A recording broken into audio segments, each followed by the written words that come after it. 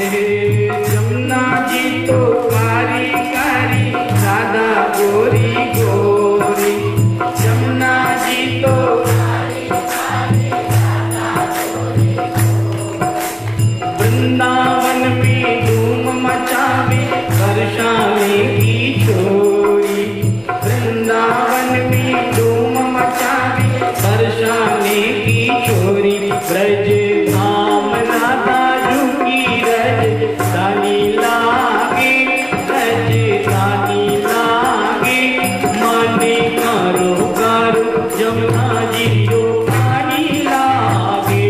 ब्रज धाम राधा झुकी राजधानी लागे, राजधानी लागे। माने कारो कारो जमुना जी तो पानी लागे। मीठे रस से भरियोरी राधा रानी लागे, महारानी लागे। माने कारो कारो जमुना जी रो पानी लागे। माने कारो कारो जमुना जी रो पानी लागे। हरि बोल। नित मुरली में तेरे सुमिरे बारंबार। नित मुरली में तेरे सुमिरे बारंबार। कोटिन रूप धरे मनमोहन, कौवन पावे पार। कोटिन रूप धरे मनमोहन, कौवन पावे पार। वृषभानु की किशोरी घनी प्यारी लागे, घनी प्यारी लागे। माने कारो कारो जमुना जी रो पानी लागे। वृषभानु की किशोरी घनी प्यारी लागे, घनी प्यारी लागे। माने कारो कारो जमुना जी रो पानी लागे। मीठे रस से भरियोरी राधा रानी लागे, महारानी लागे। माने कारो कारो जमुना जी रो पानी लागे। माने जमुना जी रो पानी लागे। ना भावे मन माखन मिश्री, अपना कोई मिठाई। ना भावे मन माखन मिश्री, अपना कोई मिठाई। मारे जी बढ़िया नहीं भावे, राधा नाम मलाई। मारे जी बढ़िया नहीं भावे, राधा नाम मलाई। वृषभानु की लली तो गुड़ दानी लागे, गुड़ दानी लागे। माने कारो कारो जमुना जी रो पानी लागे। वृषभानु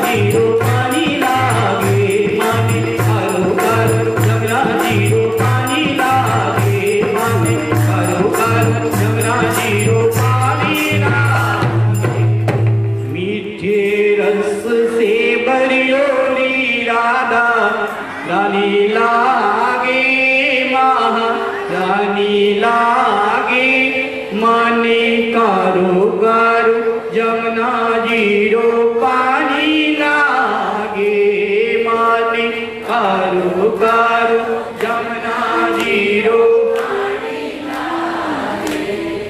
राधा राधा कृष्ण राधा राधा राधा कृष्ण राधा राधा राधा कृष्ण राधा राधा राधा कृष्ण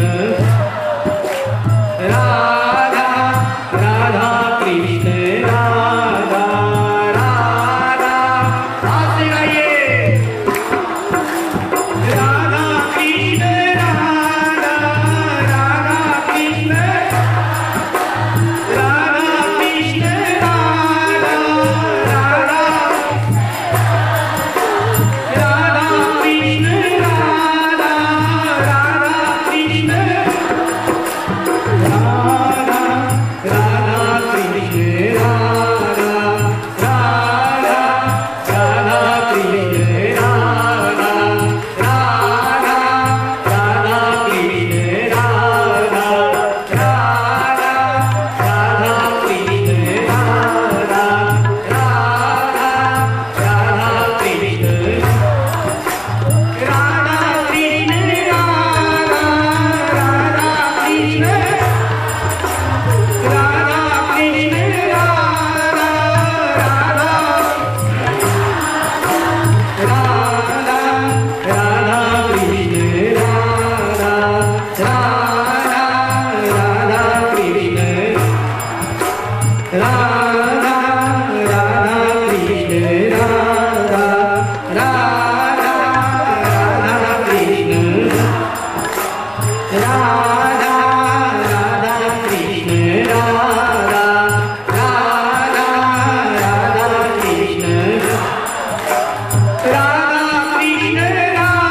राधा राधा कृष्ण राधा राधा कृष्ण राधा राधा राधा कृष्ण राधा कृष्ण राधा राधा कृष्ण राधा कृष्ण राधा राधा राधा कृष्ण राधा राधा राधा राधा कृष्ण राधा राधा राधा कृष्ण राधा राधा राधा कृष्ण राधा राधा राधा कृष्ण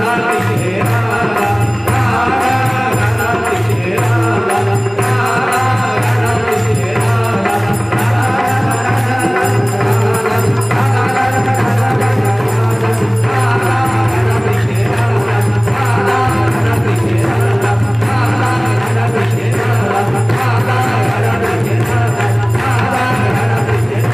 राधा कृष्ण राधा राधा कृष्ण राधा राधा राधा कृष्ण राधा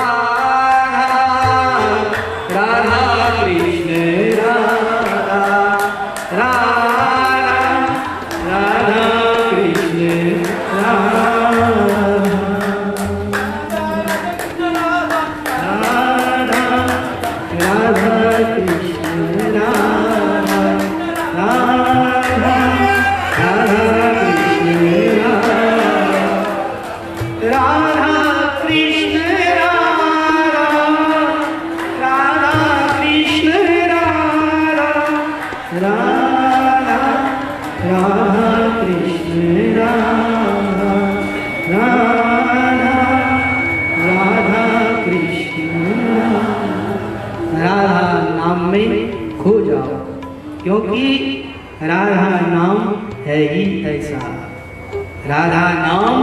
मिश्री जैसा, जैसे मिश्री मुंह में डालते हैं घुल जाती है, ऐसे ही जो व्यक्ति राधा नाम को अपनी मुंह से उच्चारण करता है उसके रोम रोम में राधा ही राधा, राधा ही राधा का उच्चारण होने लग जाता है। अब कोई पूछे कि भैया बताओ तो सही, राधा नाम कैसा है, कितना मीठा है, कितना प्यारा है, जरा बताओ। आप बता पाओगे? जैसे मिश्री को आपने चखा, बहुत अच्छी लगी, बहुत मीठी लगी, लेकिन आप उसका वर्णन नहीं कर सकते कि वह कैसी लगी।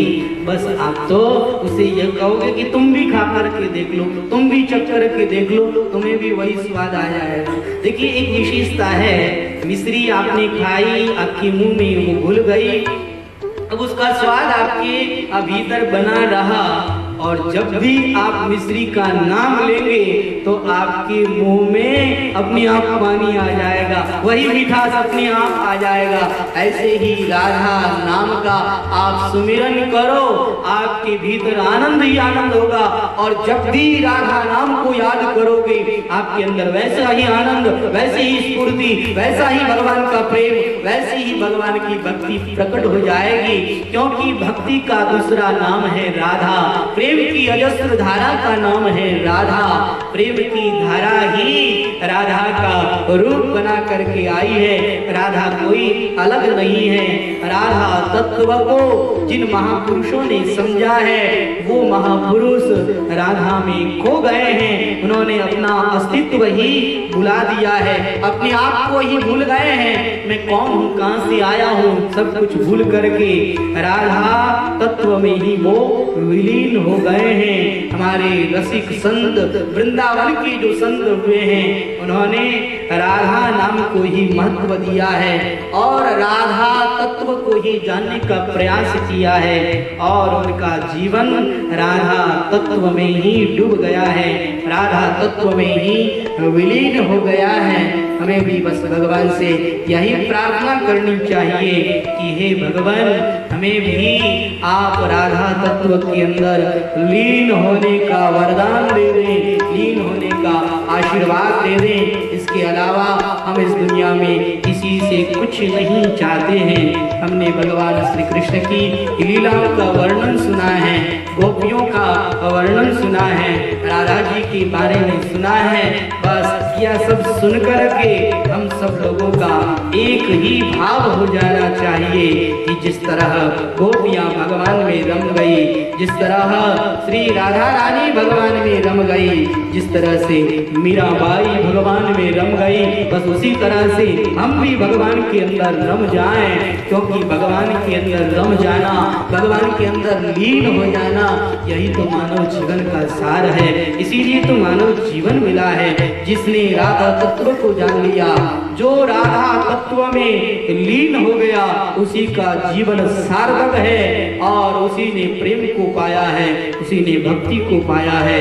तो राधा तत्व को हम जाने, राधा तत्व के अंदर हम लीन हो, बस यही हम भगवान के श्री चरणों में बारंबार नमन करके, प्रणाम करके यही प्रार्थना करते हैं। भगवान इस तरह से यहाँ आए हैं और यह सूर्य ग्रहण हुआ है। सूर्य ग्रहण के बाद में सब लोगों ने वहाँ ब्रह्म कुंड में स्नान किया है। स्यमंतक पंचक एक तीर्थ है, उसमें उन्होंने स्नान किया है और स्नान करके सब लोग अपने अपने स्थान को चले गए हैं। श्री सुखदेव भगवान ने राजा परीक्षित को भगवान की अन्य जो लीलाएं हुई उन लीलाओं का भी वर्णन सुनाया है। राजा परीक्षित तो भगवान के श्रीमुख, श्री सुखदेव भगवान के श्रीमुख से भगवान की ऐसी लीलाओं का वर्णन सुनकर के गदगद हो गए हैं और कहते हैं महाराज अब तो रुकिए मत, अब तो आप भगवान की लीलाओं को धारा प्रवाह गाते ही जाइए, गाते ही जाइए। परीक्षित को तो कोई चिंता नहीं है, लेकिन हमारी माताओं बहनों को, हमारे भाइयों को बड़ी चिंता रहती है कि कब 9:30 बजे कब महाराज कथा को पूरी करे। तो लो आज की कथा को यहाँ विराम दे देते हैं, लेकिन याद रखना कल की कथा में आप सब लोगों की परीक्षा होगी। कल 30 तारीख है और आप सब लोगों को परीक्षा में जरूर बैठना है। जिन जिन्होंने नाम लिखाए हैं वो सब परीक्षा में जरूर बैठें। पेन साथ लेकर के आए और आप गत्ता साथ लेकर के आए, नीचे कुछ रखने के लिए पुट्ठा लेकर के आए और अपने साथ मोबाइल तो बिल्कुल ना लेकर के आए। अगर लेकर के आ जाए तो यहाँ स्टेज पर जमा करवा दें। परीक्षा के बाद में आपका मोबाइल आपको मिल जाएगा। तो आपको परीक्षा में जरूर बैठना है। बस केवल 24 घंटे मात्र और शेष रह गए हैं। 24 घंटे में आपको जितना अध्ययन करना है, एक बार आप अपने घर में भागवत को जरूर पढ़ लेवें ताकि आपको वो सब याद रहे। और देखिए, मैंने पिछली बार भी कहा था परीक्षा में बैठो तो हड़बड़ी मत करो।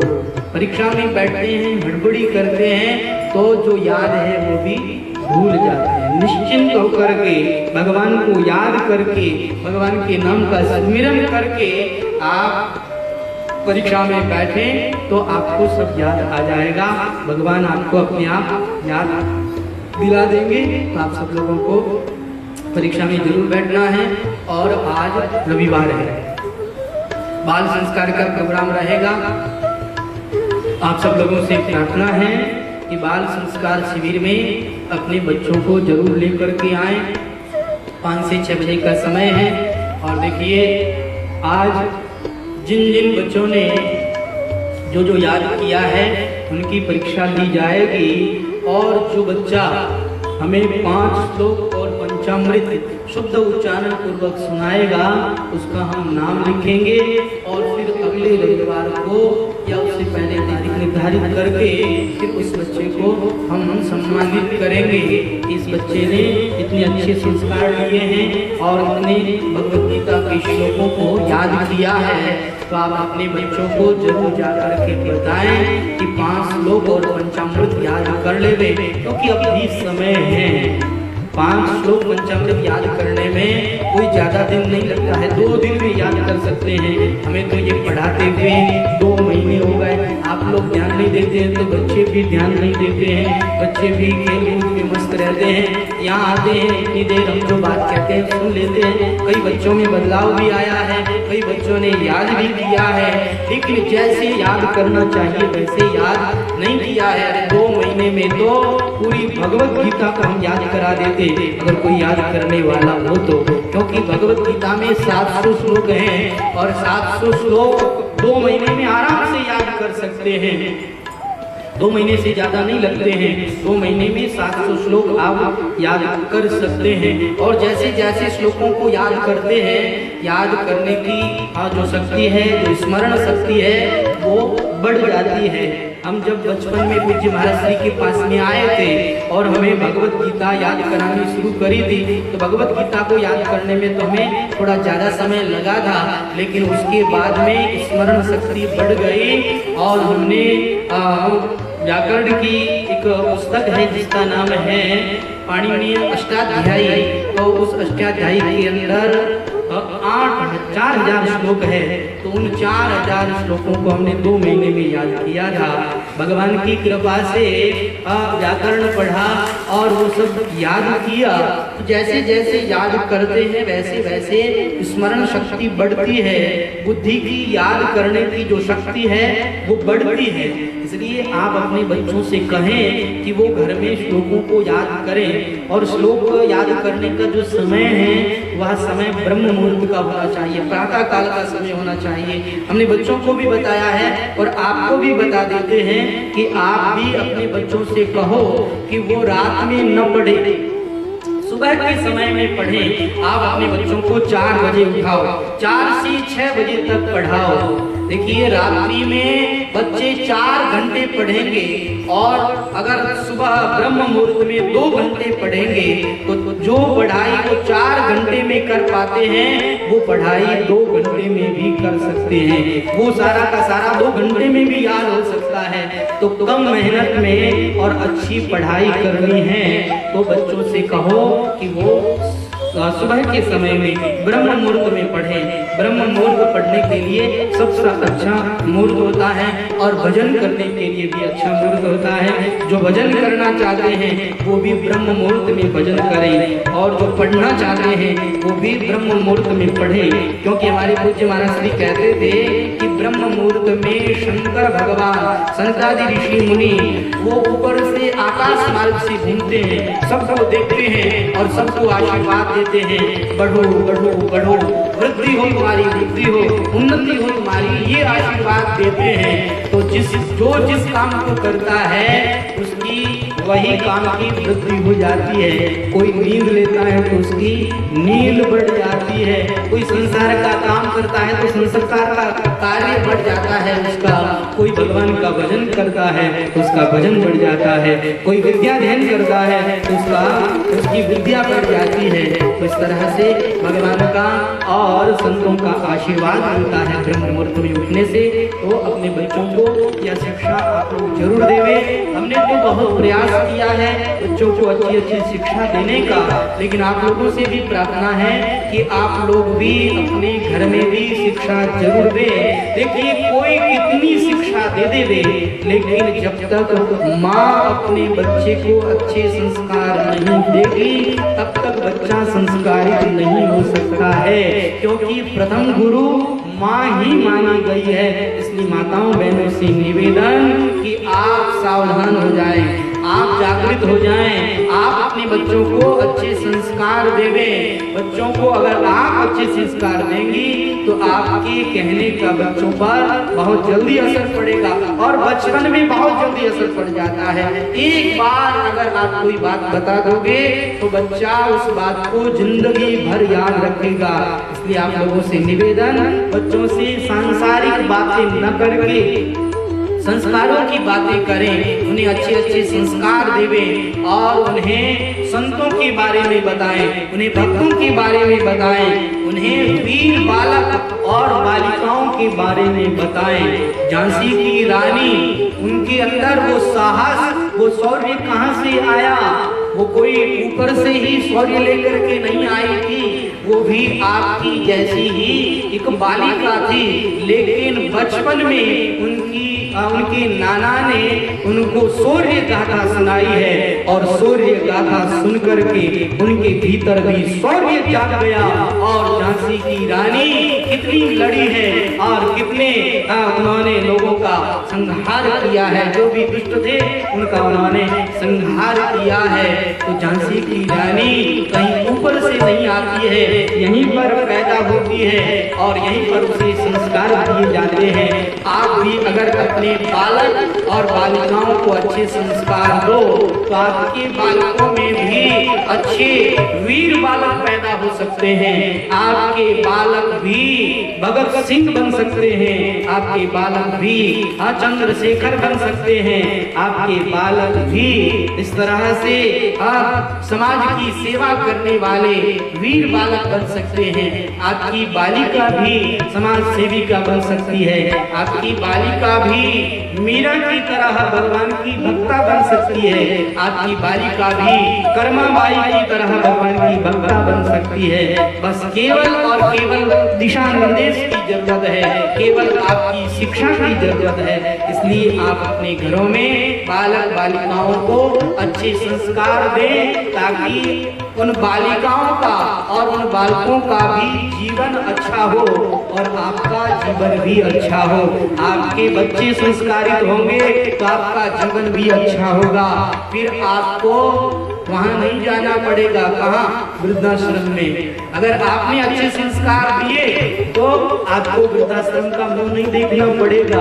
और अगर अपने बच्चों को आपने इंग्लिश मीडियम में पढ़ाया और आपने खूब गर्व किया, हाँ हमारे बच्चे तो इंग्लिश मीडियम में पढ़ते हैं, अरे भैया हमारे बच्चे तो उस बड़ी स्कूल में पढ़ते हैं जिस स्कूल का हमारी पाली के अंदर नाम है, जो विश्व लेवल की स्कूल है, ऐसे स्कूल में हमारे बच्चे पढ़ते हैं। देखो भैया उन स्कूलों में बच्चे पढ़ते होंगे और वो आगे बढ़ते होंगे, लेकिन उन स्कूलों में संस्कार नहीं दिए जाते हैं। उन स्कूलों में जाकर के आपके बच्चे संस्कारित होंगे या नहीं होंगे इस बात की हम गारंटी नहीं ले सकते हैं, लेकिन ये हम जरूर कह सकते हैं कि उन्हीं स्कूलों में पढ़ने वालों की बुद्धि बिगड़ती है, उन्हीं के संस्कार नहीं होते हैं और वही बच्चे अपने माँ बापों को वृद्धाश्रम के अंदर भेजते हैं। इसलिए आप लोगों से निवेदन है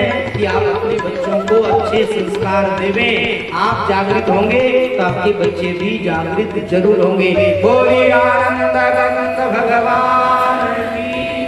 अब आइए भाव से प्रेम से सभी लोग